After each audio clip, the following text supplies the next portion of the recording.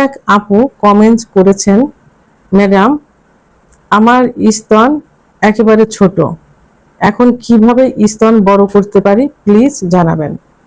ধন্যবাদ আপু সুন্দর একটা কমেন্টস করার জন্য। দেশের এবং প্রবাসের ভাই বোনদের প্রতি সালাম।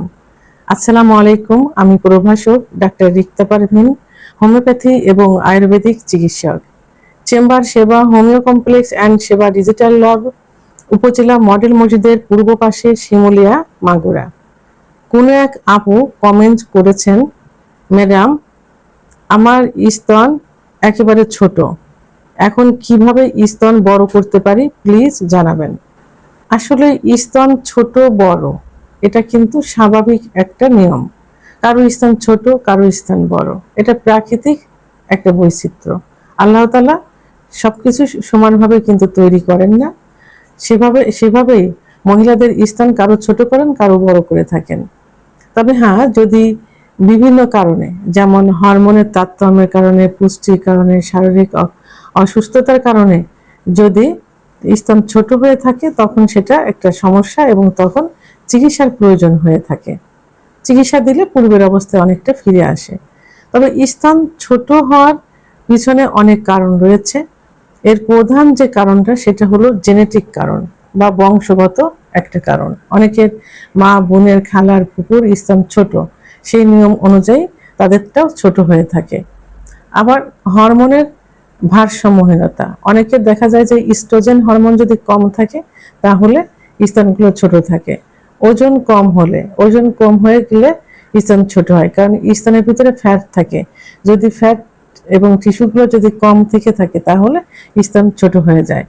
অপুষ্টি বা ডায়েটিং, অনেকে অপুষ্টিহীনতায় ভুগতে থাকেন, আবার অনেকে ডায়েট কন্ট্রোল করে থাকেন, যে কারণে স্তনগুলো ছোট হয়ে যায়। মানসিক চাপ, মানসিক চাপ এবং ঘুমের অভাব হলে দিনে অন্তত 7 থেকে 8 ঘন্টা ঘুমের প্রয়োজন হয় এবং রিল্যাক্সের প্রয়োজন হয়ে থাকে।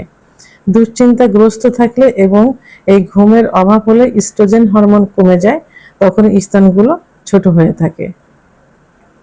এই স্তন ছোটর জন্য বাজারে অনেক ক্রিম বা ইন্টারনেটে অনেক ক্রিম পাওয়া যায়। এই ক্রিমগুলো কিন্তু খুবই ক্ষতিকর, কারণ বাহ্যিক ব্যবহারের জিনিস লোমকূপের ভিতরে প্রবেশ করে, লোমকূপের গোড়া দিয়ে ভিতরে প্রবেশ করে।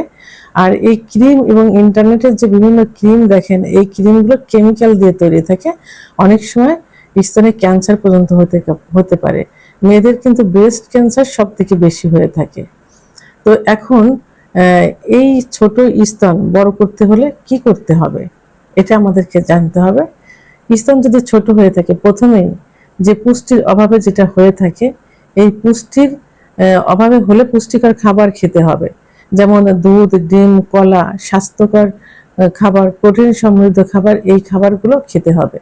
তাহলে অনেকটা ঠিক হয়ে যাবে। ব্যায়াম করতে হবে, অর্থাৎ এক্সারসাইজ, কেগেল এক্সারসাইজ। আপনি ইন্টারনেট, ইউটিউব চ্যানেলে সার্চ দিলে দেখবেন যে কিছু এক্সারসাইজ আছে। এই এক্সারসাইজ করলে স্তনগুলো টান হবে এবং অনেকটা ডেভেলপ হয়ে যাবে।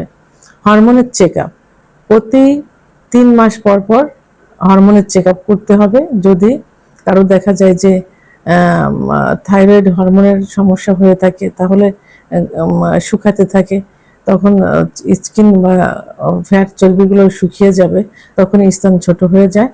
এবং ইস্ট্রোজেন হরমোন চেক আপ করতে হবে। চেক আপ করার পরে যে সমস্যা ধরা পড়বে তার সঠিক চিকিৎসা নিলে এটা ইনশাল্লাহ ডেভেলপ হয়ে যাবে।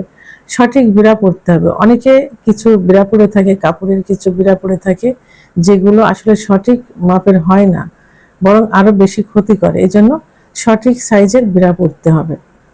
তাহলে এই যে নিয়মগুলো বললাম, এই নিয়মগুলো ফলো করলে এবং সঠিক ডাক্তারের চিকিৎসা নিতে হবে।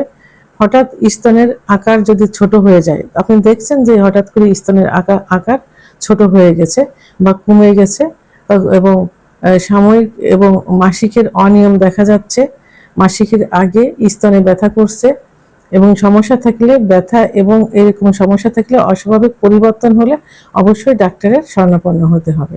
তাহলে ডাক্তারের শরণাপন্ন হলে ডাক্তার যে সমস্যাগুলো হয়েছে সেই সমস্যাগুলোর চিকিৎসা দিবেন। এখানে হরমোনের সমস্যা হলেই কিন্তু মাসিকের অনিয়মিত হয়ে যাবে, এবং অনেকের মাসিকের আগে চাকা চাকা থাকে, স্তনে ব্যথা করে। এই সমস্যাগুলো সমাধানের জন্য চিকিৎসা দিবেন, এবং যে কারণগুলো বললাম এই কারণগুলো অ্যাভয়েড করার চেষ্টা করতে হবে। অর্থাৎ পর্যাপ্ত পরিমাণে ঘুমোতে হবে, মানসিক চাপ কমাতে হবে, যে এই খাবারগুলো খেতে হবে, এগুলো খাইলে যে ক্ষতিগুলো হয়েছে সে ক্ষতিগুলো পুষিয়ে যাবে।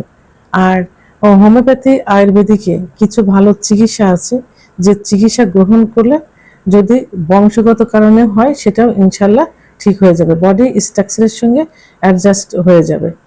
তো তখন আপনার বডির সাইজ আগে যেমন ছিল পুরোপুরি ওটা না হলেও অনেকটা ফিরে আসবে, কারণ এখানে লক্ষণের উপর ভিত্তি করে চিকিৎসা দেওয়া হবে এবং কিছু খাবারের ওষুধ, ব্যবহারের ওষুধ দেওয়া হবে, যে ওষুধগুলোতে আপনার যে টান টান ভাবটা চলে আসবে, টান টান ভাব চলে আসলেই কিন্তু এটা বড় দেখাবে ইনশাল্লাহ।